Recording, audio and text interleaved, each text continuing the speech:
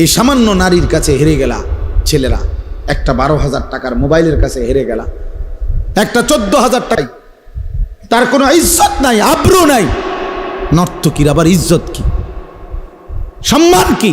তো বেহায়া, বেপর্দা, অসভ্য নারী, তাকে দেখে দেখে সুস্থ সবল একটা সুন্দর জীবন যে যুবক নষ্ট করে দেয়, তোর চাইতে বড় আহাম্মক আর কে হইতে পারে? বেটা বেউকুফ, কি দেখে নষ্ট করলি নিজের? একটা বাজে, নোংরা, একটা দুশ্চরিত্রা নারীকে দেখে দেখে, যে নারী সারা পৃথিবীর জন্য নিজের ছবি ছেড়ে দিছে, এর কোনো লজ্জা শরম আছে কিছু? তাহলে এর চাইতে নিকৃষ্ট অসভ্য আর কেউ হইতে পারে? এটা কি পরিমাণ বেহায়া, যে সারা পৃথিবীর জন্য নিজেরে ছেড়ে দিছে। দেখো সারা পৃথিবীবাসী, দেখো আমারে, দেখো আমার। পৃথিবীতে কোনো যুগেই, কোনো কালেই অসভ্যতা, বেহায়াপনা, অশ্লীলতা কোনো কালেই কারো কাছে, কোনো ধর্মাবলম্বীদের কাছেই পছন্দনীয় না, পছন্দনীয় না। আফসোসের বিষয়। এই জন্য বাপ আমার, বন্ধু আমার, আমরা প্রত্যেকেই মনের চাহিদার বিরোধিতা করে আল্লাহর কোরআন এবং রসুলের সুন্নাহ মতো চললে আমাদের আখিরাত নিশ্চিত। ইসলাহি মাহফিলের মূল ফিকির এটা, মনের চাহিদার বিরুদ্ধাচরণ। আমরা কিতাবের মধ্যে পড়ছি, মানুষের মনের চাহিদা দুধ খাওয়া বাচ্চার মতো, বুঝুন, যে বাচ্চা দুধ খায় ওর মতো এই মনের চাহিদা মানুষ। মানে কি? মানে হইল, উনি আছে সুন্দর ব্যাখ্যা, যেই বাচ্চা দুধ খায় এই বাচ্চার নিয়ম হইল 2 বছর পূর্ণ হইলে মারা বহুত জোর কইরা দুধ ছাড়ায়। বুঝেন নাই? এ জীবনেও নিজের থেকে নিজে আমনে হেরে যদি কোরআন শরীফের আয়াত ফিরে কোন যে বাবা লিখছে কোরআনে 2 বছর পরে দুধ ছেড়ে দাও, এতে ছাড়বে না, এতে দুধ খাইতে চাই। মায়ের বুকের দুধ সে ছাড়তে চায় না, তারে জোর করে মহিলারা, প্রত্যেক মহিলারা, যে সমস্ত মায়েরা বাচ্চাকে দুধ খাওয়ায় 2 বছর পূর্ণ হলে মায়েরা অনেক কষ্ট কইরা থাপড়াইয়া মায়েরা ফিরাইয়া কান্দে, ঘন্টার পর ঘন্টা বাচ্চা কান্দে, কিন্তু এরপরও তারে দুধ ছাড়ায়। মানে এইটা মা যদি কষ্ট করে দুধ না ছাড়ায়, তাতে তারে যদি ছেড়ে দেয় এমনি এটার উপরে যে নিজে নিজে ছেড়ে দিব, তাইলে এতে দুধ খাওয়া ছাড়বে না, আরো বড় হইলেও ছাড়বে না, মায়ের বুকের দুধ ছাড়বে না। তো এইটারে বলে আর কি বুজুর্গরা, যে মানুষের মনের চাহিদাটাও এই দুধের বাচ্চার মতো। অর্থাৎ জোর করে যদি আপনি মনের চাহিদা না সরান, তা আপনি যদি ছাইড়া দেন, তো এই মনের চাহিদা আপনার জাহান্নামে নিয়া তারপরে থামবে, জাহান্নামে পৌঁছাইয়া সাম। নফস তোমার জাহান্নামে পৌঁছাই দিবে দোস্ত। একজন নারী দেখে তুমি থেমে যাবে না, না, এবার দেখতেই থাকবা, দেখতেই থাকবা, দেখতেই। এজন্য নেশাখোর, মদখোর যারা, গোটা সাগর যদি মদ বানায়া দেয় হারামখোরের, এরপরও তৃপ্তি হয় না। দেখেন কি, যারা মদখোর, নেশাখোর, গাঁজাখোর, ফুট্টাখোর, বাবাখোর, ডাইলখোর, হারামখোর, এগুলো লানত তার উপরে। আল্লাহ রসুল বলছে মুদমিনু খামরিন, যে নেশাখোর তার জন্য জান্নাত হারাম, হারাম, তার জন্য জান্নাত হারাম। নবীজি বলছে শবে বরাতের রাতে, যে রাতে আল্লাহ তাআলা কোটি কোটি বান্দাকে মাফ করে দেয়, সেই পবিত্র বরকতময় রাতেও এই নেশাখোরকে আল্লাহ মাফ করে দেয়, মাফ করে। এর জন্য যুবক, 1 ফোঁটা নেশার সাথে যদি কারো সম্পর্ক থাকে, রহম করো নিজের উপরে, ছেড়ে দাও। বলে 1-2 ফোঁটায় কিচ্ছু হবে না, না, খোদার কসম 1 ফোঁটাও হারাম। কুল্লু মা আসকারা ফাকালিলুহু ওয়া কাসীরুহু হারাম। নবীজি সাল্লাল্লাহু আলাইহি সাল্লামের হাদিস, যা নেশা তৈরি করে তা সামান্যও হারাম, বেশিও হারাম। পেশাবের 1 ফোঁটা খেয়ে দেখো, পায়খানার 1 ফোঁটা, এক সামান্য পায়খানা খেয়ে দাও, সামান্যই তো এটা।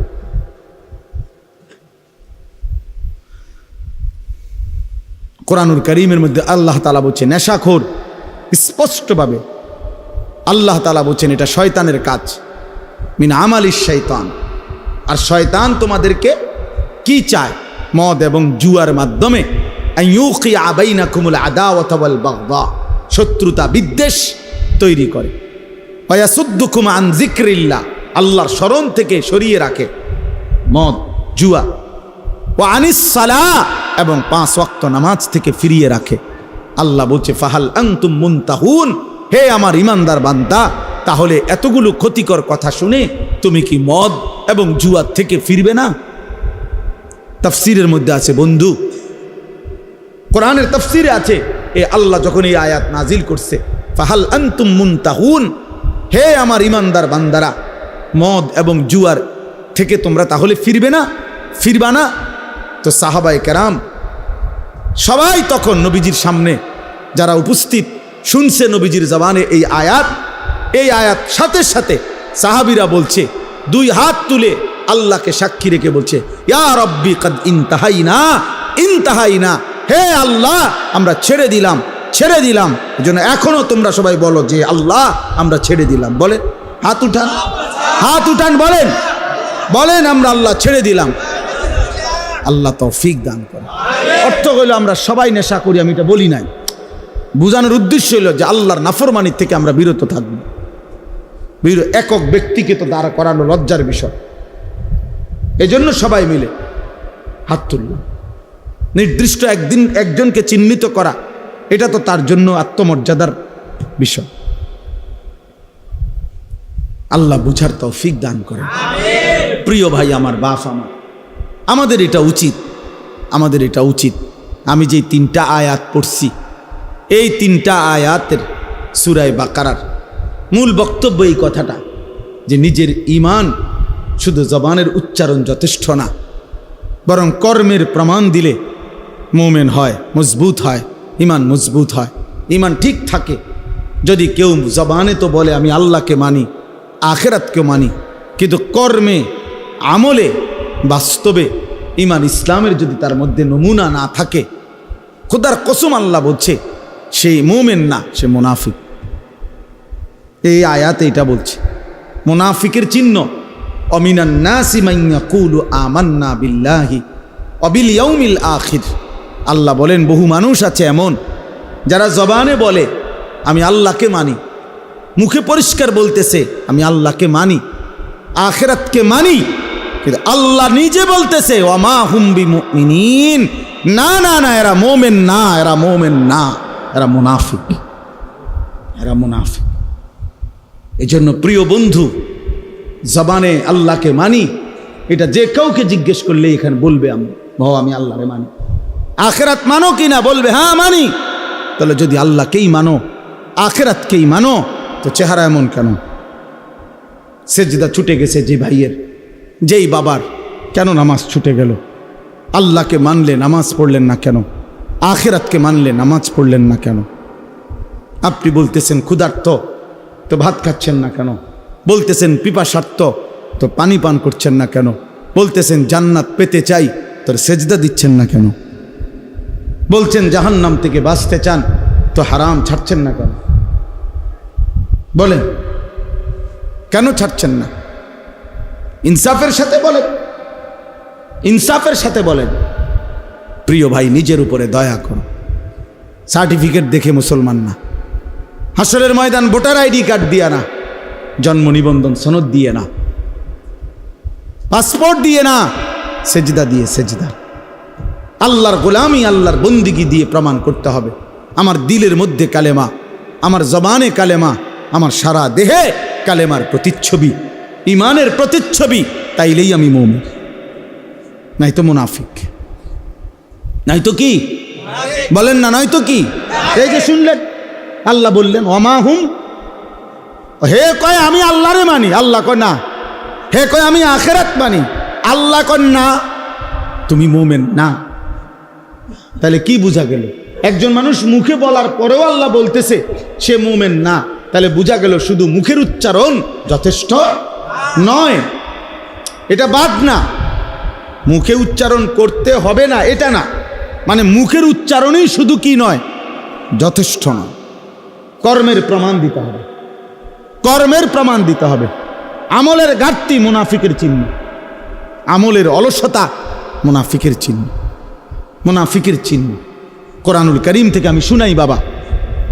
কোরআন আল্লাহ স্পষ্ট বলছে, সূরা তাওবার মধ্যে আছে মুনাফিক কেমন, কারা, আল্লাহ পরিষ্কার বলছে, ওয়ালা ইয়াতুনাস সালাতা ইল্লা ওয়াহুম কুসালা। আল্লাহ বলে মুনাফিক তারা যারা নামাজে আসে না, আর যদি আসেও অলস ভাবে। প্রথমত নামাজেই আসে না, দ্বিতীয়ত যাও কুদ্দুরা আসে তাও জান চলে না, অলস। কুসালা মানে অলস। এই যে অলসতার কথা একটু আগে কইছি, অলসতা ইমানের কাজে, আমলের কাজে খোদার কসম সরাসরি মুনাফিকের চিহ্ন। ওয়ালা ইউনফিকুনা ইল্লা ওয়াহুম কারিহুন। আর দ্বিতীয়ত আল্লাহ বলে মুনাফিকের চিহ্ন যারা আল্লাহর রাস্তায় খরচ করে না, যদিও করে তো প্রচন্ড অনিচ্ছা সত্ত্বে। যদি কখনো দেয়, আচ্ছা যা বেশি যন্ত্রণা করস, জানে টাকা 100 নেই বেড়া, টেহা গেলে গেছে, টেহা বেলে গেলে গেছে, দিছে টেহা 100, আবার যা টেহা পয়সার মায়া করে লাভ নেই, যা নেই বেড়া। এতবার কইলে কেমনে না দেয়, অনেক সময় বলে না যে এতবার কইলে কেমনে না দেয় বেড়া, বারবার ঘুরিয়ে আইয়ে যা দিলাম দিলাম। এটা কি দান হইল? লান তানালুল বিররা হাত্তা তুনফিকু মিম্মা তুহিব্বুন। এক সাহাবী শুধু কেবল মসজিদে নববীতে খেজুর দান করছে গরিব সাহাবীদের জন্য। খেজুরের যে ছড়া, এই খেজুরের কলার ছড়ার ছড়ির মতো খেজুরের ছড়ি, এইটার মধ্যে কিছু খেজুর আছিল একটু ফসা, এই আর কিচ্ছু না। এই কদ্দুর অপরাধ আল্লাহ তাআলা কোরআন আয়াত নাজিল করছে, সবচেয়ে প্রিয়টা দান না করলে সেই দানের বিনিময়ে আল্লাহ কখনোই কোনো নেকি দিবে না। কি পরিমাণ সাহাবায়ে কেরামের সংশোধন খোদ আল্লাহ করছে। এক সুতা 19-20 হয়েছে, তা জিব্রাইল যেন সাইয়ার হয়েছে। ব্যাপারটা বুঝছো না? এরকম বহু আয়াত, এটা ভয়ের ব্যাপার। হযরত আবু বকর সিদ্দিক, ওমরে ফারুক নবীজির সামনে একবার জীবনে আওয়াজ একটু ভারী করে লাইছে, উঁচা একটা কথার তর্ক করতে গিয়ে জোরে কথা কয়ে ফেলছে। আল্লাহ তাআলা আস্তা সূরা নাজিল করে বলছে, সাবধান। কিতা ঘটনা, কিতা কার সামনে কথা বড় করলা, এই কার সামনে কথা বড় করলা? সরাসরি আবু বকর ওমরের মতো সাহাবীকে বলছে, শোনো, বেখেয়ালিতে এমন ভুল করো না যে ভুলের কারণে হতে পারে সারা জিন্দেগীর আমল একসাথে শেষ হয়ে যাবে। আন তাহবাতা আমালুকুম ওয়া আনতুম লা তাশউরুন, অথচ টেরও পাইবে না। সেই শেষ পর্যন্ত হযরত আবু বকর সিদ্দিক রাদিয়াল্লাহু তাআলা আনহু কিছুদিন এত আস্তে কথা বলতেন যে নবীজি আবার ডাককে আনতে হইতো, আবার কও কিতা কইছো বুঝি না। আর ওমর অজরে কাঁদতেছিলেন, ওমর শুধু কাঁদতেই ছিলেন, কথাই বলা বন্ধ করে দিছেন। আল্লাহ নবী জিজ্ঞাসা করলেন, ওমর কথা বলো না কেন? বলতেছি, ইয়া রাসূলুল্লাহ, আমার আওয়াজ কোনোভাবেই ছোট করতে আমি পারি না, আমার আওয়াজটাই বড় হয়ে যায়, আল্লাহ তো আমার জিন্দিগির আমল বরবাদ করে দিবে কইছে, আপনার সামনে যদি কথার আওয়াজ বেড়ে যায়। কি পরিমাণ ফিকির করছে দোস্ত। সাহাবায়ে কেরাম এমনিতে হইছে। আখিরাত এত মামুলি মনে করে ফেলছেন আপনারা, আখিরাত মামুলি। আমি অনেক সময় বলি, বাপ সুরে সুরে তারে তারে তালে তালে শুনছেন নবী সুপারিশ করবে, আর আপনারা নিশ্চিন্ত হয়ে গেছেন নবী তো সুপারিশ করবে। আমিও তো কই নবী সুপারিশ করবে, 1000 বার করবে, 1,00,000 বার করবে, 1 কোটি বার করবে, এটা সত্য, 100 সত্য। কিন্তু নবীজি সাল্লাল্লাহু আলাইহি ওয়াসাল্লাম তিনি এটা বলছেন কিনা যে উম্মত মৃত্যু পর্যন্ত তুমি গুনার উপরে, নাফরমানির উপরে, অসভ্যতার উপরে, হারামের উপরে তুমি মজবুত করে টিকে থাকো, আমি সুপারিশ করে তোমারে জান্নাত দেব। এই তো নবী বলছে না? একজন মানুষ বলেন, কারো বিবেকে বলে এটা? তো আপনি কি ভাবছেন? সুপারিশ মানে কি? মামুর বাড়ি। সুপারিশ মানে মামুর বাড়ি। আপনি বিড়ি খাইতে খাইতে কবরে যাইবেন, আর নবীজি আপনারে বেহেশত দিয়া ফেরেশতারে কবে, যা চাচারে বুট মুড়ি দাও। না না, তামসায় তো মনে করছে বেহেশতটা। সুপারিশটার কোনো নিয়ম কানুন নাই। হাউজে কাউসারের পানি কিতা? পানির বোতল, 15 টাকা পানির বোতল। হ্যাঁ, হাউজে কাউসারের পানি মামুলি মনে করছেন, যেটার কোনো নিয়ম কানুন নাই। আপনি গেলেই দিয়ে দিব বালতি দিয়ে আপনারে। আফসোসের ব্যাপার। ধোঁকা খাবেন না, ধোঁকা খাবেন না, ধোঁকা খাবেন না। শতভাগ সুন্নত করে, শতভাগ আমল করে, শতভাগ আল্লাহর কসম বাবা, আপনি আমার দলভুক্ত হওয়ার দরকার নাই। আমি কোনো দল নিয়ে আসি নাই, আমি কোনো পার্টি নিয়ে আসি নাই, আমি কোনো দরবার নিয়ে আসি নাই, আমি আপনারে মুরিদ বানাইতে আসি নাই, আমি আপনারে আখিরাতের কথা বলতে আসছি মিয়া। অতএব কোনোভাবে সাবধান মুসলমান, সাবধান। রাসূলুল্লাহ সাল্লাল্লাহু আলাইহি ওয়াসাল্লামের অনুসরণবিহীন, সুন্নাত মানাবিহীন নবীজির ভালোবাসা দাবি করা এটা ধোঁকা আর প্রতারণা ছাড়া আর কিচ্ছু না, কিচ্ছু না। ধোঁকা দিবেনও না, ধোঁকা খাবেনও না, কাউকে ধোঁকা দিয়েন না, ধোঁকা দিয়েন না। হালাল হারামের কোনো মিশ্রণ নাই, পার্থক্য নাই, কোনো অনুভূতি নাই। আমনে নবীর আশেক, নবীর এশক, আর আমরা চিরা খাই, আমরা ভাত খাই না, আমরা বুঝি না। আমনে হুদা ভাত খান, কাজে ঝগড়ার দরকার নেই আমার। আমি ঝগড়া একটা মানুষও না, আমার ঝগড়া পছন্দও না। আপনিও বেঁচে যান, আমিও বাইচা যাই। কথা বলেন না কেন? বাইচা যাই ভাইয়া, আখেরাতে বেঁচে যাই। চলো, মালিকের ধরা বড় শক্ত ধরা। এই ঠেলাঠেলি ধাক্কা ধাক্কি এখানেই মানাবে। আখেরাত বড়, আখেরাত বড় মারাত্মক বিষয়, আখেরাত বড় ভয়ের জায়গা। আল ফাজাউল আকবার, আল্লাহ কোরআনে বলছে সবচেয়ে বড় ভীতিকর জায়গা হাসরের মাঠ। হাসরের মাঠ, হাসরের মাঠ। ১৬ লক্ষ আম্বিয়া দিন রাত কেঁদেছেন হাসরের মাঠের ভয়ে। লক্ষ লক্ষ সাহাবায়ে কেরাম কেঁদেছেন রাত দিন হাসরের মাঠের ভয়ে। সারা পৃথিবীর সমস্ত আউলিয়ায়ে কেরাম দিনে রাতে চোখের পানি ফেলে কাঁদছেন। কি কারণে? যে নামাজ ফিরে ভুল করছে এই কারণে কান্দে নাকি? রোজা রেখে অপরাধ করছে এই জন্য কাঁদছে? হাসরের মাঠের ভয়ে কাঁদছে। নাহলে কান্দে কেন ওনারা? উনি তো নামাজ পড়ছেই, উনি কান্দবো কিত্ত তাহলে? উনি তো রোজা রাখছেই, উনি কান্দে কা? উনি তো দান সৎকার করছেই। কথা বোঝেন নাই আমার? উনি কান্দে কেন? কাঁদে হাসরের মাঠের ভয়ে। হাসরের মাঠের ভয়ে যাহা যদি আল্লাহ প্রত্যাখ্যান করে, যদি আল্লাহ গ্রহণ না করে, যদি আল্লাহর কাছে কবুল না হয় তো কি হবে? যদি নবীর দরবার থেকে ফেরেশতা বলে তাড়িয়ে দেয়, আর নবীজি যদি বলে সোহকান সোহকান, দূর হ উম্মত, কি হবে আমার? কে দিবে আমাকে আশ্রয়? কে করবে আমার জন্য সুপারিশ? কোরআন শরীফে আছে, আল্লাহ বলছেন শতভাগ দিন মানে যারা আল্লাহর রাস্তায় খরচ করে, যারা, খোদার কসম কোরআন শরীফে আছে তাদের বৈশিষ্ট্য হলো অকুলুবহুম ওয়াজিলাতুন। প্রতিটা সেজদা দিতে গিয়ে, প্রতিটা দান সদকা করতে গিয়ে, প্রতিটা আল্লাহর বন্দিগি করতে গিয়ে তাদের দিল একই অবস্থায়, ইবাদতরত অবস্থায়ও তাদের অন্তর আল্লাহর ভয়ে কাঁপতে থাকে, আল্লাহর ভয়ে কাঁপতে থাকে। আমরা খাম খেয়ালি করে, খাম খেয়ালি বিড়ি খাইতে খাইতে কয় বেটা নবীর আসে। পাগলামি করেন মিয়া, কেন পাগলামি করবেন মিয়া? কথায় কথায় গালি দেন মিয়া, আবার কোন নবীজিরা আসে মিয়া। কার সাথে খামখেয়ালি করেন মিয়া? আখেরাত কি খামখেয়ালির দেখা মিয়া? যে মস্কারি করেন, ঠাট্টা মস্কারি করেন। আমনের বিচার আমি নি করবো, আমার বিচার আপনি নি করবেন। কথা বলেন না কেন? তাইলে আমরা আমি আপনার একটা বুঝ দিয়ে লাইলাম, আপনি আমার একটা বুঝ দিয়ে লাইলেন, এটি কি রং তামাশা? হ্যাঁ, তা আখেরাত। আজকে ছেলেরা তোমরা বুঝতেই আছো না, কত ছেলে তোমরা, আরে বাবা সুস্থ সবল মানুষ, তোমরা টোটালি একটা ওয়াক্ত নামাজ পড়ো না। মুসলমানের ঘরে জন্ম নিয়ে এত বড় জানোয়ার হইলা কেমনে? এত বড় পশু হইলা কেমনে? আল্লাহকে সেজদা না করে থাকো কেমনে বেটা?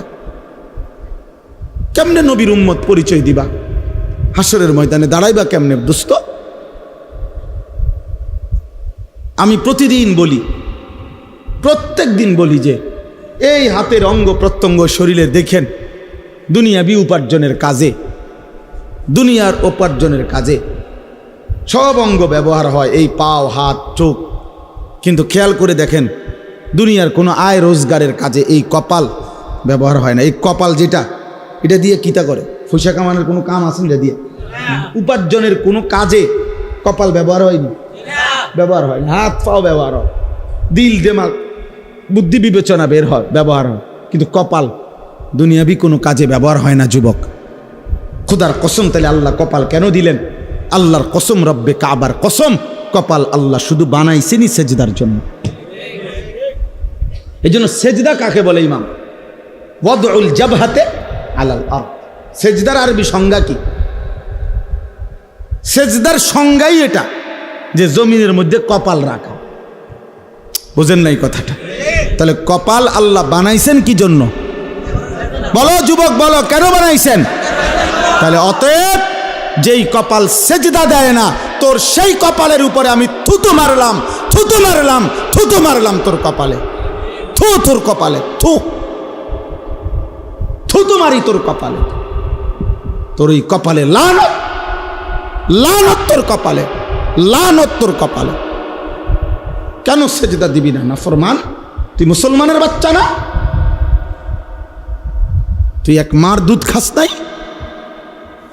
কেন সেজদা দিবি না নাফরমান? নামাজ পড়বি না কেন? সমস্যা কোথায়? তোরে কামড়াইছে কি? কোন শয়তানে কামড়াইছে তোরে? নামাজ পড়বি না কেন বেটা? কোন শয়তানে কামড়াইছে? সারা পৃথিবীর উলঙ্গ নারী নর্তকী দেখে কি কাম হয়েছে? কি তার শরীরের কোনো 2 পয়সার ফায়দা হয়েছে? যৌন ক্ষমতাটা নষ্ট হয়েছে আর কি, শরীরের সক্ষমতাটা নষ্ট হইয়া এরপরে বয়স হইলে হ্যাঁ বে বে করে কান্দি। আমরা জানি তো, আমরা তো জানি, আপনাদের না মানুষে কয় না, আমরা দ্বারা তো কয়। হ্যাঁ হুজুর দোয়া করে একটা কথা কানে কানে কইতাম, হুজুর নাই নাই, হুজুর হারবালও কামে ধরে না, কত হারবাল ওষুধ খাইলাম হুজুর, আর হারবালও আর ধরে না। আমি ইচ্ছা করে বলছি, আমার ছেলেদের ফেরানো দরকার, এই জন্য বললাম। আখেরাত তো বরবাদ হবেই হবে, দুনিয়াও বরবাদ হবে। হালাল পবিত্র স্ত্রী যখন মিলবে আল্লাহর পক্ষ থেকে, সেদিন আর যৌবনের সক্ষমতা উধাও হয়ে যাবে চরিত্রের এই অধপতনের কারণে। এই অব্যাহত নারী দেখে দেখে, ছবি দেখে দেখে, নোংরা দৃশ্য দেখে দেখে, উলঙ্গ নাচ দেখে দেখে যুবক নিজের শরীরের সক্ষমতাটাও নষ্ট করছো, দুনিয়াও শেষ করলা, আখেরাতও বরবাদ করলা। এই যে বে বে দ্বারা আর কিছু যুক্ত না করে বে বে। এই যে দেন না, এই জন্য হারবাল কোম্পানি পোস্টার লাগায় 30টা এক লগে, জেন দিয়ে লাগায় 30টা লাগায়, মনোজন মহামারী লাগছে। হ্যাঁ মনোজন একটা করোনা লাগছে এটার ভিতরে, তাহলে এতুটি লাগায় একসাথে 30টা করে লাগায়। আজকে সিরিয়াল এলে কালকে আবার লাগায়, বা জানে অসল পোলা পাইন আছে লাগবে খা। হ্যাঁ হ্যাঁ হ্যাঁ হ্যাঁ, লজ্জা থাকা উচিত, হায়া থাকা উচিত বেটা। আল্লাহকে সেজদা করো, হালাল একজন পবিত্র স্ত্রীর অপেক্ষা করো। যে চাহিদা আল্লাহ দিছেন সেই চাহিদা পূরণের শতভাগ ব্যবস্থা আল্লাহ রাখছেন। যিনি ক্ষুধা দিছেন তিনি খাবারের ব্যবস্থা করছেন, যিনি তৃষ্ণা দিয়েছেন তিনি পানির ব্যবস্থা করেছেন। অতএব যৌবনের চাহিদা যিনি দিয়েছেন আল্লাহর কসম তিনি হালাল পবিত্র স্ত্রী তিনি ব্যবস্থা রেখেছেন। আজকে আফসোসের বিষয়, বাংলাদেশের জমিনে, যেই জমিনের মধ্যে ফ্যাসিস্ট নাই, জালেম পলাইছে, জালেমের অনুসারীরাও যারা পলাইছে, এরপরেও এই স্বাধীন সার্বভৌম বাংলাদেশে 24 পরবর্তী বাংলাদেশে, 5ই আগস্ট পরবর্তী বাংলাদেশে আফসোসের বিষয়, কতগুলো মাতাল, কতগুলো মুরতাদকে নারী শিক্ষা, নারী সংস্কার কমিশন হিসাবে দায়িত্ব দিছিল নারীর অধিকার ঠিক করে দেওয়ার জন্য। তাদেরকে তারা কমিশন রিপোর্ট দিছে গত কয়েকদিন আগে, নারীর অধিকার, যে নারী যারা বেশ্যা, নারী যারা পতিতা, তাদেরকে এই সমাজে রাষ্ট্রীয়ভাবে শ্রমিক হিসাবে স্বীকৃতি দিতে হবে। এই প্রস্তাব দিছে, প্রস্তাব পেশ করছে। এটা প্রস্তাব, যৌনকর্মীকে শ্রমিক হিসাবে, ওয়ার্কার হিসাবে স্বীকৃতি দিতে। আশ্চর্য, এটা বাংলাদেশে আশ্চর্য। এই সময় কেমনে সম্ভব হইল? এই মুরতাদ, এই মহিলাগুলো, এগুলো কিভাবে পারলো, এই কলমে উঠলো কিভাবে কথা? পৃথিবীর কোনো মানুষ, একেবারে পৃথিবীতে কোনো মানুষ, যেখানে কোনো বিধর্মী, কোনো কাফেরের সমাজেও এমন অভদ্র কথা হইতে পারে না। পৃথিবীতে বেশ্যাবৃত্তি, পতিতাবৃত্তি পৃথিবীর কোনো সমাজে এটাকে সমাজের অংশ কেন বলা হবে? এদেরকে সমাজের, ওরা বলতেছে এটা সমাজের অংশ, এরা সমাজের অংশ। এদের অধিকার কি দরকার? তো এদের অধিকার ইসলাম বলছে এদেরকে গুনাহ থেকে ফিরায় আনা। আল্লাহ রসুল সাল্লাল্লাহু আলাইহি সাল্লামের হাদিসে আছে, নবীজি একবার হাদিসে বলছে, আশ্চর্য একটা বাক্য নবীজি একদিন বলছে, সাহাবীরা অবাক হয়ে গেছে।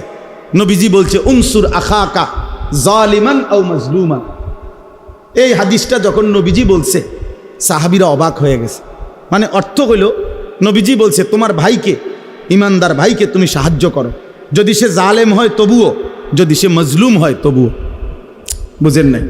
তো সাহাবীরা অবাক হয়ে প্রশ্ন করলো, ইয়া রাসূলুল্লাহ, মজলুম তারে সাহায্য করা এটা তো যুক্তি আছে, কিন্তু যে জালেম তারে সাহায্য করব কেন? কথা বোঝেন নাই? হেরে সাহায্য করা মানে কি? আল্লাহর কসম, নবীজি বলছেন জালেমকে সাহায্য করা, এ কথার অর্থ হলো তাকে জুলুম থেকে ফিরাইবার চেষ্টা করা, এটাই তাকে সাহায্য করে। তাহলে কোনো অসৎ চরিত্রের নারীকে তার এই গুনাহ থেকে ফিরাইবার চেষ্টা করা, এইটা না তার সবচেয়ে বড় কি অনুগ্রহ? তাকে বুঝি তার এই যৌন পেশার উপরে তারে স্বীকৃতি দিয়া ওয়ার্কার, শ্রমিক হিসাবে তার ভাতা বেতন সব বুঝি ঠিকঠাক করিয়া তারে এই কাজে উৎসাহিত করা, এটারই তার উপরে দয়া। এই মুরতাদরা এটা লিখছে সরাসরি কোরআনের বিরুদ্ধে।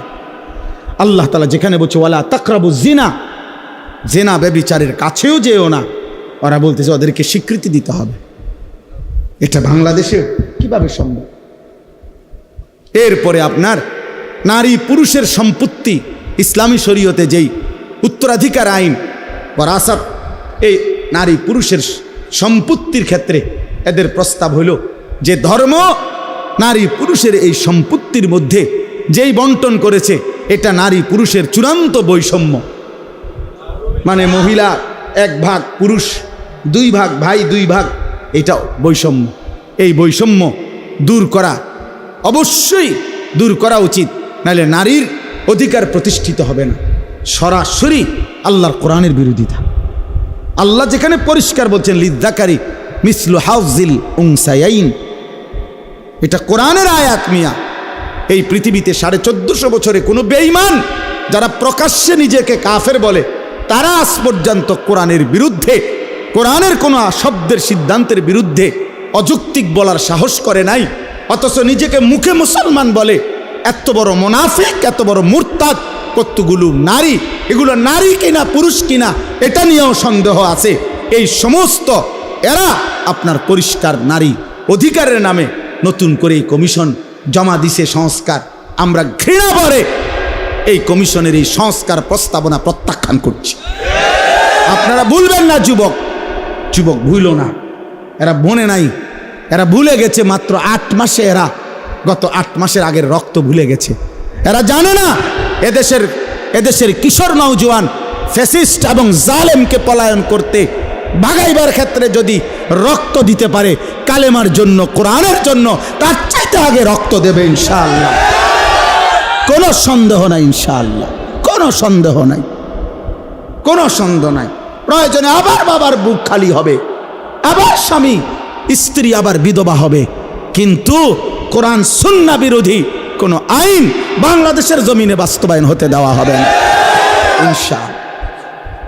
হেফাজতে ইসলাম বাংলাদেশ আগামী 3 তারিখ, মে মাসের 3 তারিখ শনিবার, কালকে শনিবারের পরের শনিবার ঢাকা সোহরাওয়ার্দী উদ্যানে এর প্রতিবাদে মহাসমাবেশের ডাক দিছে সারা বাংলাদেশ ব্যাপী। যুবক ভাই, তোমরাও যাওয়ার চেষ্টা করবা। ইমাম সাহেব আপনিও মেহনত করবেন। এই নওজোয়ান, এই কিশোর ভাই, এটা কোনো কথা হইল ভাইয়া? এটা কোনো ইনসাফের কথা হইল?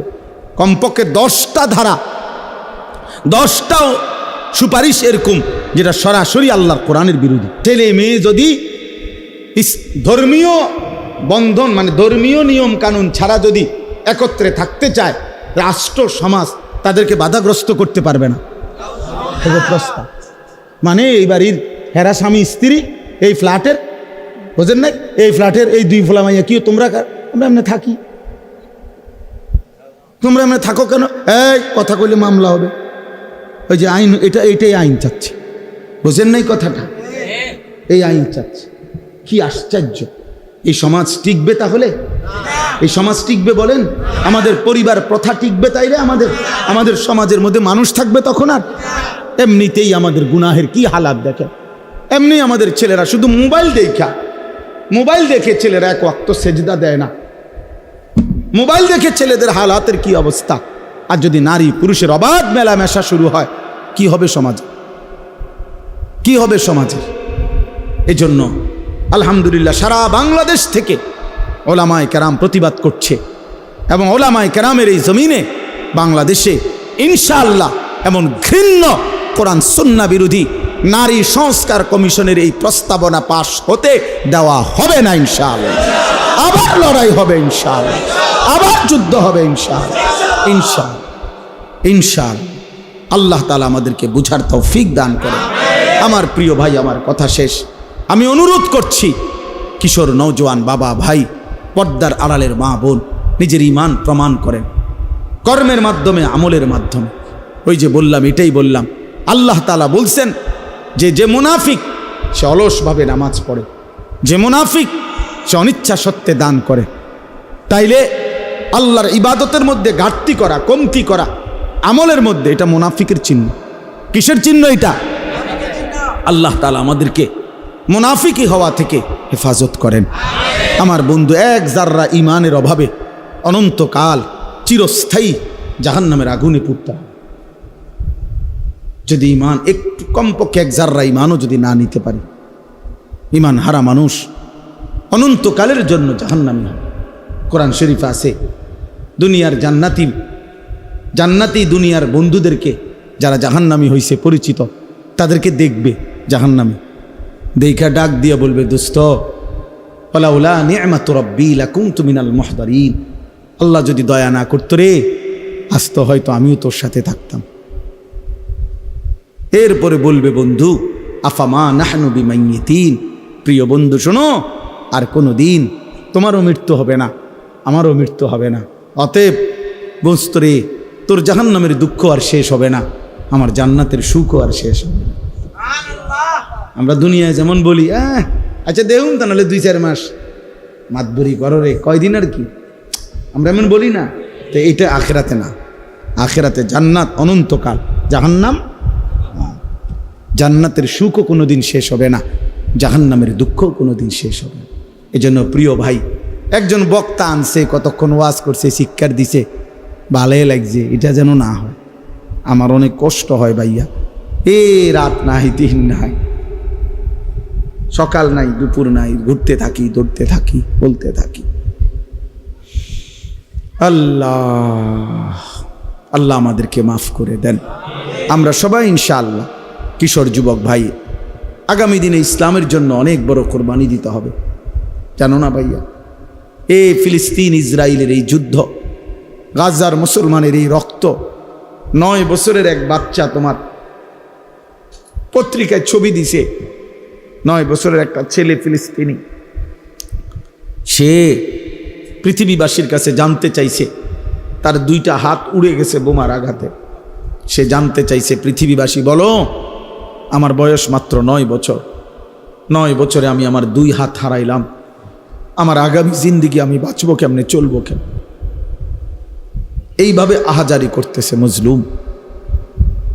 প্রিয় ভাই, তোমার ছোট ভাই যদি এটা বলে যে ভাই আমার 2টা হাত উড়ে গেছে, আমি এখন চলবো কিভাবে, তখন তোমার দায়িত্ব হলো তুমি তোমার ছোট ভাইকে বলবা, ভাইয়া, ছোট ভাই সরো, আমার মোবাইল টিফার, আমি নারী দেখবো, ছবি দেখবো, আমি উলঙ্গ নাচই দেখবো, আমি আল্লাহকে কোনো সেজদা দেব না।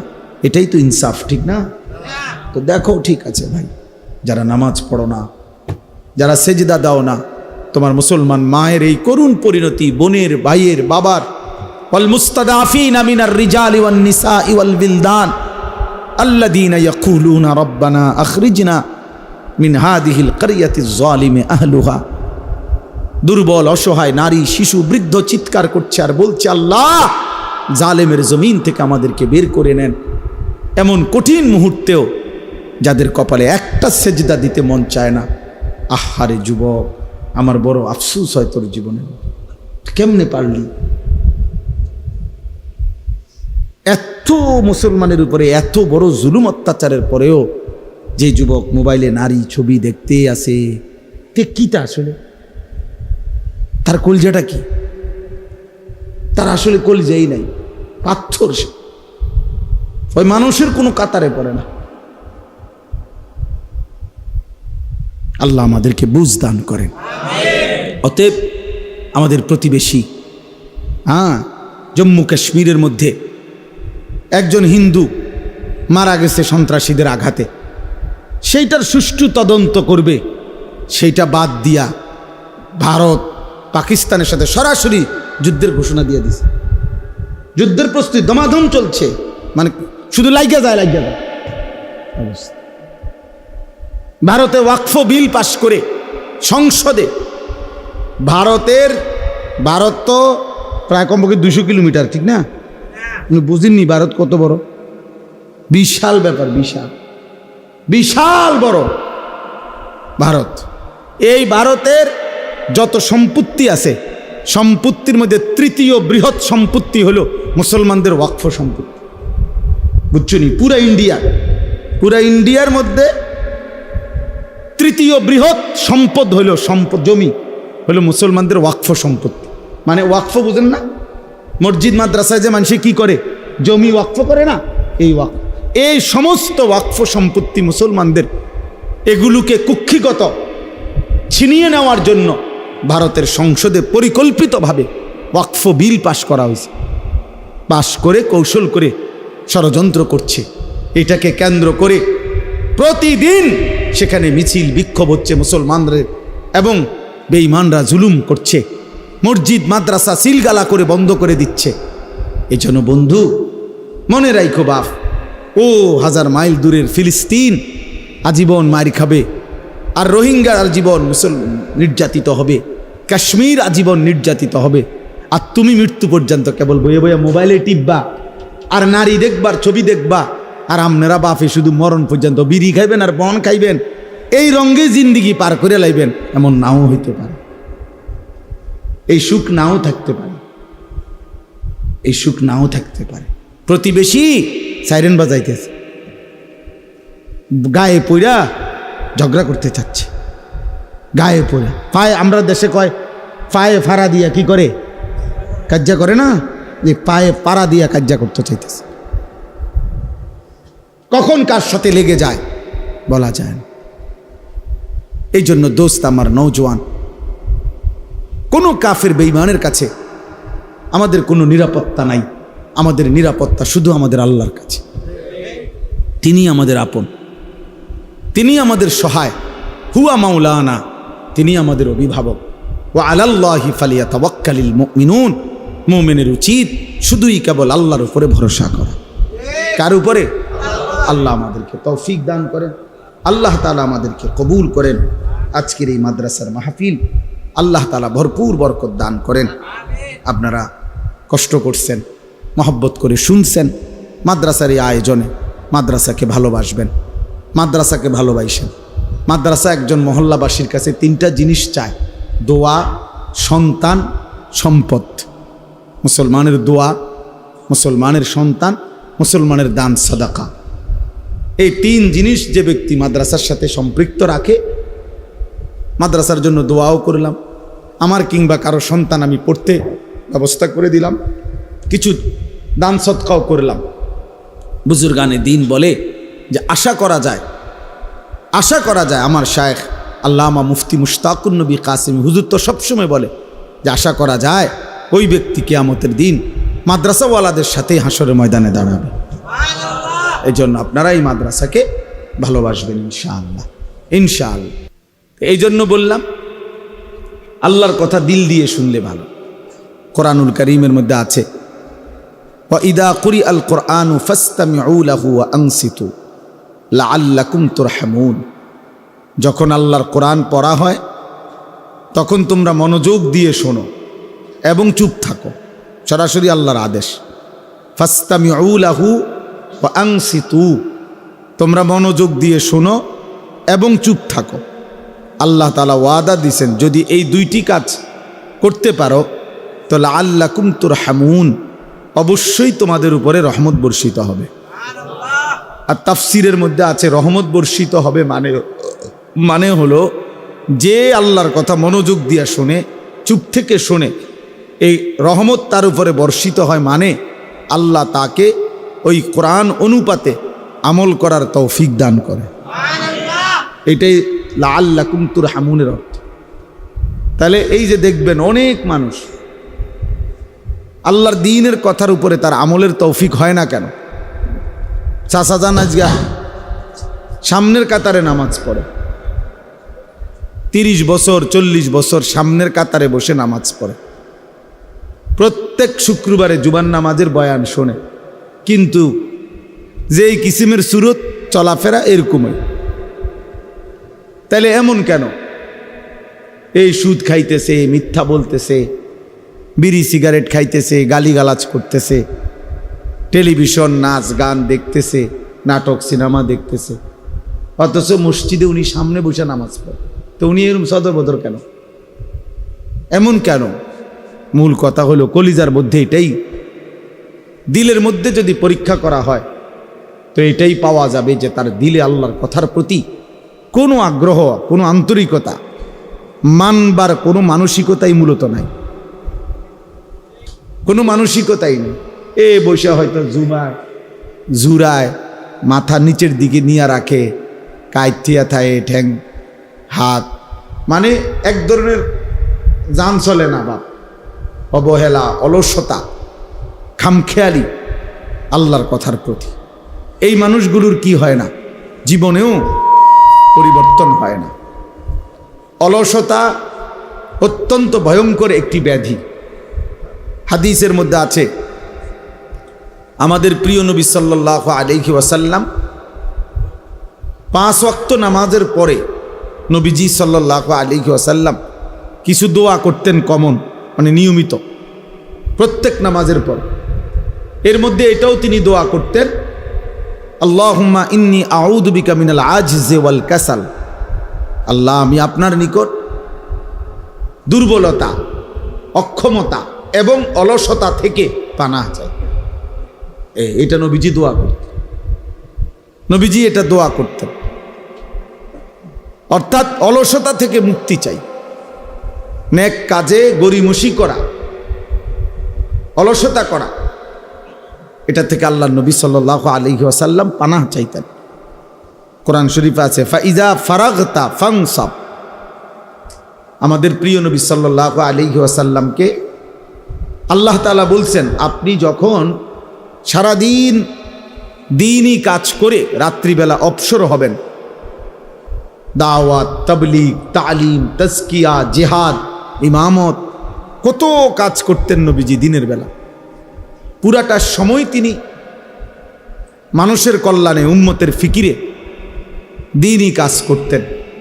তো আল্লাহ তাআলা বলেন যে এই দিনই কাজগুলো থেকে সারাদিন পরিশ্রম করে রাত্রিবেলা আপনি যখন ফারেগ হবেন, অবসর হবেন, তো এবার লম্বা ঘুম দিবেন এরকম না। আল্লাহ বলছে ফাংসাব, অবসর হয়ে রাত্রিবেলা তো পুনরায় আপনি আবার পুনরায় পরিশ্রম করতে শুরু করবেন।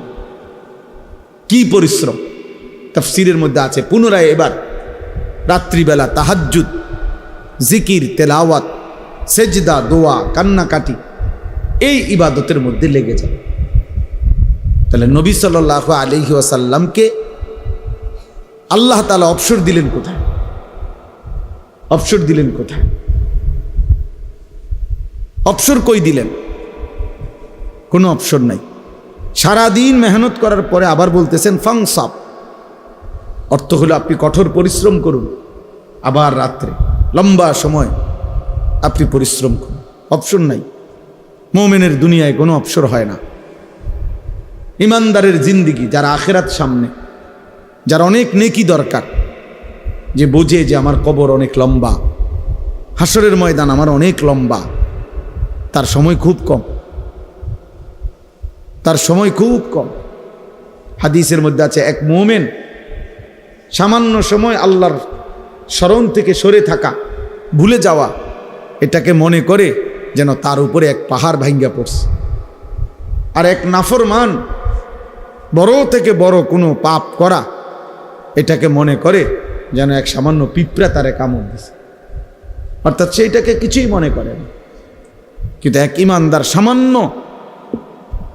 একটু ভুলকেও অনেক বড় কিছু মনে করে, অনেক বড় মুসিবত মনে করে। এই জন্য প্রিয় ভাই বাবা, আমার জন্য আপনার জন্য এটা একটা জরুরি বিষয়। ইবাদতে অলসতা, এ মন চায় না, ভাল লাগে না, আচ্ছা যান না, আইতে আছে, আচ্ছা করবো আর কি, আচ্ছা সময় আছে তো, এরম শুরু করছেন কা, এই এক ধরনের অবহেলা, অলসতা, এটা অনেক বড় লানত, অনেক বড় অভিশাপ।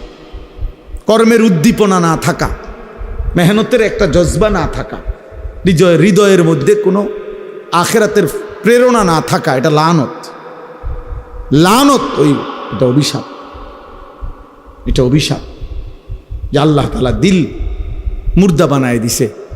ওই দিলের মধ্যে আর আখেরাতের কোনো প্রেরণা জাগে না, ইবাদতের কোনো প্রেরণা জাগে না। কোরআন শরীফে আছে হযরত মুসা আলাইহিস সালাম এবং ওনার ভাই হারুন আলাইহিস সালাম, ওনারা দুইজনই নবী ছিলেন এবং দুইজনকে আল্লাহ তাআলা একসাথে নবী বানাইছেন। এই দুইজনকেই আল্লাহ বলছেন ফেরাউনের কাছে আমার দ্বীনের দাওয়াত, কালেমার দাওয়াত নিয়ে যাও। তো এইটা যে বলছে, এইখানে আল্লাহ একটা কথা বলছে ওনাগরে, ইদহাবা ইলা ফিরাউন, তোমরা দুইজন ফেরাউনের কাছে যাও, ওয়ালা তানিয়া ফি যিকরি। এইটার অর্থ হইল সাবধান, শুনে রাখো, নবীদেরকে বলতেছে আমি আল্লাহর স্মরণ, আমার জিকির করতে অলসতা করো না, অলসতা করবা না আমার স্মরণে, আমার ইবাদত। অর্থাৎ একবার বলছি, দুইবার বলছি, 10 বার বলছি, 50 বার বলছি, শুনে না, হ্যাঁ আর হইতো না, আরে বাদ দাও তার কথা, অসিব্য, এটা হইতো না, না আল্লাহ বলছে সাবধান, এইটা বলা যাবে না, কোনো রকমের অলসতা করা যাবে না, অলসতা করা যাবে না, বরং বলতেই থাকো, বলতেই থাকো, বলতেই থাকো, আল্লাহর বান্দাকে বলতেই থাকো, বলতেই থাকো। এই জন্য দোস্ত, অলসতা, অবহেলা অনেক বড় অভিশাপ। কোরআনুল কারীমে আছে আল্লাহ তাআলা আমাদের নবী সাল্লাল্লাহু আলাইহি ওয়াসাল্লামকে বলছেন, নবীজিকে বলছেন সরাসরি, ওয়ালা তাকুম মিনাল গাফিলিন, প্রিয় বন্ধু আমার, আপনি গাফেলদের অন্তর্ভুক্ত হবেন না। এইমাত্র মাওলানা বলতেছিল এই আয়াত যে আল্লাহ তাআলা বলছে 3 শ্রেণীর মানুষকে অনুসরণ করবেন না। আমি এই উজু করতে করতে কদ্দুর শুনছি, আমার এটা তবিয়ত, আলহামদুলিল্লাহ, চেষ্টা করি যে তোমার লোক কথাও কইছি, হে কি কইছে এটাও শুনছি, সেইটা বলছে এখন, ওয়ালা তুতি মান আগফালনা কলবাহু আন যিকরিনা ওয়াত্তাবা হাওয়াহু ওয়া কানা আমরুহু ফুরুতা। সূরা কাহফের আয়াত। আল্লাহ তাআলা বলেন, হে নবী, 3টি বদ অভ্যাস যার, আপনি তার অনুসরণ করবেন না, তার সাথে চলবেন না, তার সঙ্গী হবেন না, এই ফালতু লোক। 1 নাম্বার হলো যার অন্তর আমি আল্লাহর স্মরণ থেকে গাফেল। 3 ঘন্টা তার লগে চললেন, 8 ঘন্টা তার লগে একসাথে উঠা বসা করলেন, নাফরমানের মুখ দিয়ে একটা বার আল্লাহর নাম আসলো না, এটা ফালতু লোক, একদম ফালতু বেটা। লাখ লাখ যুবক তোদেরকে শেষ করে দিছে বেটা, ওই অসভ্য বন্ধু নামের শয়তান। 10 ঘন্টা যেই নাফরমানের সাথে চলার পরেও ওই হাইওয়ানের মুখ দিয়ে একটা বার আল্লাহর নাম বের হয়। এরই মাঝে জোহরের আজান চলে গেছে, আসরের আজান চলে গেছে, মাগরিবের আজান হয়ে গেছে, এশার আজান হয়ে গেছে। বেঈমান একটাবার বলেও না, কিরে তুইও মুসলমান আমিও মুসলমান, নামাজ পড়তি না? এত বড় অসভ্যের সাথে চলতে নাই, এত বড় অসভ্যের সাথে চলতে নাই। যার অন্তর আল্লাহর স্মরণ থেকে গাফেল, যার কলিজায় আল্লাহর স্মরণ আছে, তার জবান দিয়া এমনিতেই আল্লাহর নাম বের হয়। আমাদের খতিব সাহেব বর্তমান জাতীয় মসজিদ বাইতুল মুকাররমের যিনি খতিব, সারা পৃথিবী বিখ্যাত আলেম। ওই আমরা তো যারা ওয়াইজ বক্তা, তারা তো মানছে এগুলার রেডিমেড টাইটেল বানায়, আন্তর্জাতিক খ্যাতি সম্পন্ন মুফাসসিরে কোরআন, যমুনা ব্রিজ, তারপরে ভৈরবের ফুল, সিমেন্টের বস্তা, কইতে কইতে হুজুর কই, বক্তা কই, টাইটেল কই, হ্যাঁ উড়ে এলাইছে আর সোজা কথা। এগুলো অধিকাংশই ধোঁকা, কিন্তু উনি বাস্তবিক অর্থেই পৃথিবী বিখ্যাত আলেম। আমার বাংলাদেশ ওনাকে যে পরিমাণ চিনে, বিশ্বাস করেন গোটা আরব তার চাইতে 100 গুণ বেশি ওনাকে চিনে। উনি আরবের সমস্ত আলেমদের কাছে সমাদৃত একজন আলেম। আরবের ইউনিভার্সিটিতে ওনার কিতাব, লিখিত আরবি কিতাব পড়ানো হয়, মোতালা হয়, গবেষণা হয়। এই বর্তমান যিনি খতিব সাহেব, এই সহজ সরল এই মানুষটি আমাদের কুমিল্লার গর্ব, মনোহরগঞ্জের সন্তান। আলহামদুলিল্লাহ, আলহামদুলিল্লাহ। এমন সোনার মানুষ, এমন আলোকিত মানুষ। তো এরকম বরকতময় একজন ব্যক্তিত্ব তিনি হযরত মাওলানা আব্দুল মালিক সাহেব। অনেকবার নিজের জীবনে এই কথাটা, যে আমি যে কথার প্রসঙ্গে বলতেছিলাম, হুজুরকে আমি অনেক দেখছি, বয়ান শুনছি। এই মনে করেন বসে আমি কুমিল্লা খিদমা হসপিটালে হুজুরকে দেখছি, ওয়াজ ছাড়াও এমনি, মানে ওনার আব্বা অসুস্থ ছিলেন, উনিও বড় আলেম ছিলেন। তো ওনার আব্বা দেখতে আসছে, হসপিটালে বসা আব্বার শুশ্রূষা, আমরাও বসছি।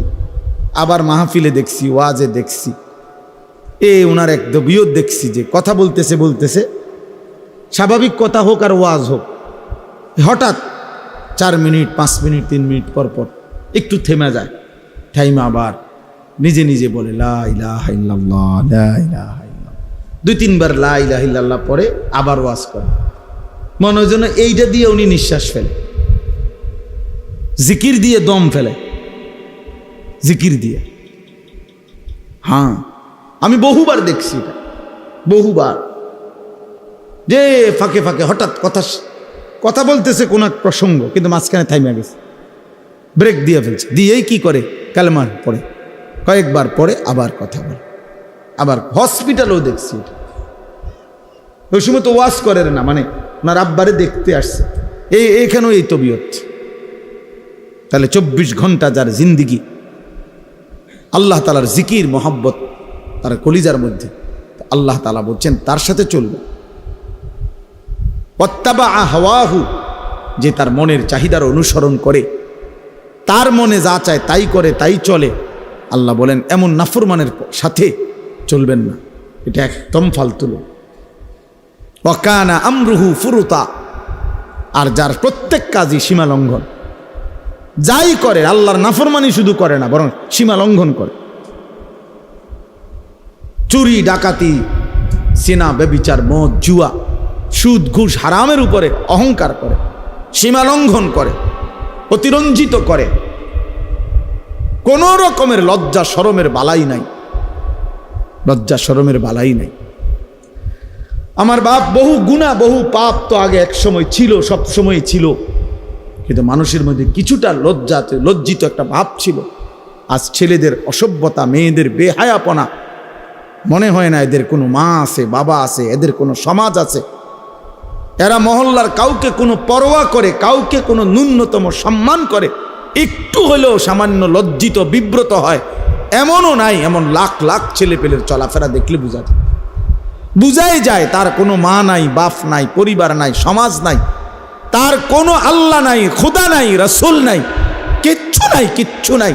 এক জানোয়ারের জিন্দিগি লালন পালন করছে, নিজের মতো চুল, নিজের মতো চেহারা, নিজের মতো খায়, নিজের মতো ঘুমায়, যেখানে সেখানে পেশাব করতেছে। এটা কি রাস্তার কিনার, মানুষ দেখতেছে কি মনে করবে? নারী দেখতেছে, ছবি দেখতেছে, মোবাইল টিপতেছে, আড্ডা দিতেছে, রাস্তার পাশে কার মেয়ে নিয়ে গল্প করতেছে, হাসি ঠাট্টা ছবি উঠাইতেছে। এদিক দিয়ে সিএনজি যায়, গাড়ি যায়, মাইক্রো যায়, মানুষ দেখে, কিন্তু বেহায়া জানোয়ারের এক বিন্দুও লজ্জিত কোনো অনুভূতিও নাই। মানুষের কাতার থেকে বের হয়ে গেছে, ইনসানের কাতার থেকে বের হয়ে গেছে, নিজেকে পশুত্বের চাইতেও নিম্ন স্তরে নিয়ে গেছে।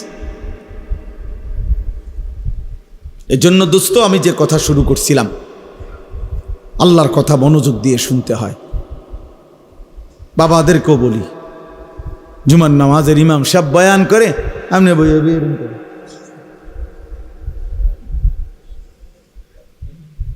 এরকম জিমা বইয়া বইয়া জিমা বড়শি দিয়া মাছ ধরে।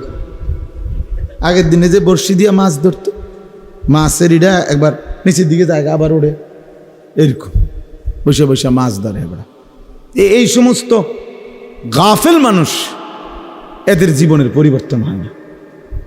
ওই যেমন আছে এমন, বয়স হয়ে গেছে 200 বছর, অন বিড়ি খায় বইয়া, বুড়া বাঁকা হইয়া গেছে, এরপরও বিড়ি, এরপরও কথা কইলে আগ করলে গালি ছাড়া কথা বাইরে না। হ্যাঁ, টেলিভিশন না দেখলে রাতের ঘুম হয় না, অথচ বয়স হয়ে গেছে। হায়া হবে কখন, লজ্জা হবে কখন? আল্লাহ নবী সাল্লাল্লাহু আলাইহি ওয়াসাল্লাম বলেন, 1.25 লক্ষ নবীদের, সমস্ত নবীদের আমলে আসমানি এই সিদ্ধান্ত আল্লাহ পাকের পক্ষ থেকে, সব নবীদের আমলে এই ওয়াহি ছিল। মানে এই কথাটা যেটা আমি কইতেছি, নবীজি সাল্লাল্লাহু আলাইহি ওয়াসাল্লাম বলছে, আল্লাহ তাআলা সমস্ত নবীদের আমলে এই কথাটার ওয়াহি ছিল। এটা এই সিদ্ধান্ত ছিল যে ইজা লাম তাস্তাহি ফাসনা মা শিতা। এই কথাইটা সকল আসমানি ওয়াহিতে, সব যুগের কথা এটা, যে যার হায়া নাই সে যা ইচ্ছা তাই করে, যার লজ্জা নাই, যার লজ্জা নাই। নিজে যেহেতু লুঙ্গি দিয়া মুখ ডাক্কা লাইছে, এবার নিজে নিজে আমি কাউরে দেখি না। আরে তুই তো দেখোস না, কিন্তু মানুষ তো তোর নিচটা দেখে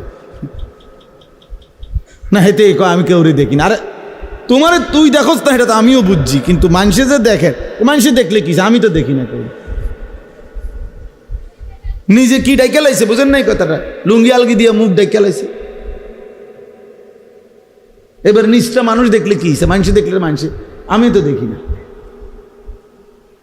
আল্লাহ আমাদেরকে বুঝ দান করে। প্রিয় ভাই, একজন হলে একজনই বুঝতে শেখো ভাইয়া। আত্মসম্মান, আত্মমর্যাদা বোধ অনেক বড় নিয়ামত। আত্ম উপলব্ধি এই ইসলাহি মাহফিলের মূল মাকসাদ। নিজের বিবেককে জাগানো, ইসলাহে নফস। ইসলাহি মাহফিল মানে ইসলাহে নফস, নফসের ইসলাহ, আমার মনের চাহিদার সংশোধন, আমার মনের চাহিদার নফসের চাহিদা, মনের চাহিদা, যা মন চায় তাই করা। এটা মুসলমান বলে না বাস, এর মানুষও বলে না, খোদার কসম এর মানুষ বলে না। কোরআনুল কারীম বলছে যে মনের ইচ্ছা মতো চলে সে জানোয়ার, আনআম, চতুষ্পদ জন্তু, অথবা তার চাইতে নিকৃষ্ট, বালহুম আদাল্লু সাবিলা। মনের ইচ্ছা মতো চলেছে। কোরআন তাকে মানুষ বলে নাই, মুসলমান তো দূরে থাক। মনের ইচ্ছা মতো চলার কোনো সুযোগ নেই। ইসলাহি মাহফিল মানে ইসলাহে নফস, নফসের সংশোধন। এই অশান্ত মন, নফস, মনের চাহিদা সারাক্ষণ গুনাহ করতে প্ররোচিত করে, সেখান থেকে তার ধৈর্য আনতে হবে। ফাঁড়া দিয়া ঘাড়ের মধ্যে মনের চাহিদার, তারপরে ন্যাক কাজ করতে হবে। নফস, মানুষের মনের চাহিদা প্রথম কি চায়? প্রত্যেক মানুষের, একেবারে একজন লোক মনে করেন 400 বছর কাবা ঘরের সামনে দাঁড়াইয়া ইবাদত করছে, মনে করেন 401 বছরের সময়ও তার মনের চাহিদা তারে গাফলতি, খামখেয়ালি, অবহেলার দিকেই প্ররোচিত হবে। নফস সোজা হয় না, বড় হারামি, বড় শক্ত হারামি। তারে বহুত চাপ দিয়া মনের চাহিদাকে, মনের চাহিদার ঘাড়ে পাও দিয়া এরপরে ন্যাক কাজ করতে হয়। তিতা ওষুধ জোর করেই খাইতে হয়, মন না চাইলেও খাইতে হয়। প্রত্যেক ট্যাবলেটেই দেখেন কামড় দিলে, দাঁতে যদি কোনো কারণে কামড় পড়ে, দেখবেন ভাঙ্গা গেলে তিতা। এটা উপরের লেভেলটা শুধু একটু কি অন্যরকম, আর কিন্তু নাই তো ভিতরটা কি তিতাই, ঔষধ তিতাই হয়। এই জন্য মনের চাহিদা বড় খতরনাক। মনের চাহিদা মতো চলা যাবে না বাপ। আমরা মুসলমান, মনের চাহিদা প্রথমেই মানুষকে, ইন্নান নাফসালা আম্মারাতুম বিসসু। কোরআনে আল্লাহ বলছে প্রত্যেক মানুষের নফস, মনের চাহিদা তাকে প্রচণ্ডভাবে প্রেসার দেয়, আদেশ করে গুনাহের প্রতি, বিসসু, গুনার প্রতি। ফাআলহামাহা ফুজুরাহা ওয়া তাকওয়াহা। আল্লাহ কোরআনে বলছে নফস প্রথম কি বলে, প্রথম ফুজুর গুনাহের কথা বলে, ইলহাম করে, ইলহাম অন্তরে ঢালে মনের চাহিদা, প্রথম গুনাহ করতে পারে। এজন্য 1 ঘন্টা নারী দেখা এটা খুব সহজ, কিন্তু 1 মিনিট চোখ নিচের দিকে নামাইলে ভিতরে আটলান্টিক মহাসাগরের ঝড় ওঠে, কলিজাটা ছিঁড়া যায়, বহুত কষ্ট হয়, বহুত কষ্ট হয়। 1 মিনিট চোখ নিচের দিকে নামায় রাখা, নারীর দিকে না দেখে থাকা বহুতই কষ্ট হয়, কিন্তু 1 ঘন্টা তাকাইয়া থাকলেও কোনো অসুবিধা হয় না, কারণ গুনাহ যে, কথা বুঝেন নাই, এতে কোনো সমস্যা হয় না। গুনাহ যে, নফস তো এটাই চায়, কিন্তু চোখটা নামাইলেই তো নফসের ব্যতিক্রম, তো নফস তখন ভিতরে তোলপাড় শুরু করে, সাগরের ঢেউর মতো তোলপাড় শুরু করে। এজন্য ভাইয়া, যে বুঝলেন আর কি, যে ভাবলেন এমনি এমনি দুনিয়া শেষ হবে, এই সিটার বাটফার লইয়েই আবার ভালো নেককার লইয়েই দুনিয়া শেষ হবে। সব একসাথে বাটফার হবে না, সব একসাথে ইমানদারও হবে না, বুঝেন নাই? এর নাম দুনিয়া, ভালো মন্দ এর নাম দুনিয়া। সব ভালো জান্নাত, সব মন্দ জাহান্নাম। আর ভালো মন্দ এর নাম কি? দুনিয়া। দুনিয়া এই নিয়েই চলবে, এর মাঝখান দিয়ে আমাদের বাঁচতে হবে, এর মাঝখান দিয়ে বাঁচতে হবে। এই সমাজে অসভ্যতা চলবেই, এই সমাজে নোংরামি চলবেই, এই চারিদিকে জিনা, ব্যভিচার, মদ, জুয়া, বেহায়াপনা, বেপরদিকি চলবেই। এর মাঝখান দিয়েই আমারে বাঁচতে হবে। এটাই তো পরীক্ষা, এটাই তো তাকওয়ার পরীক্ষা, এটাই তো আখিরাতের পরীক্ষা। আর আল্লাহ তো কোরআনে বলছেন, আমি দুনিয়ার হায়াত দিছি পরীক্ষা করার জন্য, লিয়াবলুয়াকুম লিনাবলুয়াহুম ওয়া নাবলুকুম ওয়ালা নাবলুয়ান্নাকুম। এই শব্দ বারবার আছে কোরআন শরীফে। পরীক্ষা করব বান্দা, পরীক্ষা করছি, পরীক্ষা করতে হবে, পরীক্ষা দিতে হবে। দুনিয়া দারুল ইমতিহান, দুনিয়াকে বলে পরীক্ষার ঘর, আখিরাত হলো ফলাফলের ঘর। এখানে পরীক্ষা দিবেন, হাসরের মাঠে ফলাফল শুনবেন। ফাআম্মা মান উতিয়া কিতাবাহু বিয়ামিনি, যার আমল নামা হাসরের ময়দানে আল্লাহ বলে ডান হাতে দেওয়া হবে, সে একটা চিৎকার দিয়া নিজের পরিবার, আত্মীয় স্বজন, পরিচিত জনদের সামনে নিজের আমল নামাটা দেখাবে, দেখাইয়া বলবে, হা উমুকরাউ কিতাবিয়া, এই দেখো দেখো, পড়ো আমার নাম, আমার আমল নামা পড়ে দেখো, আমার নাম উঠছে জান্নাতীদের তালিকায়। ইকরাউ কিতাবিয়া, পড়ো তোমরা আমার আমল নামা, দেখো তো আমার নাম উঠছে কিসে। তাইলে দোস্ত, দুনিয়া পরীক্ষার ঘর। কাপুরুষ হেরে যায়, মুজাহিদ হারে না, মোমেন হারে না, কাপুরুষ হেরে যায়।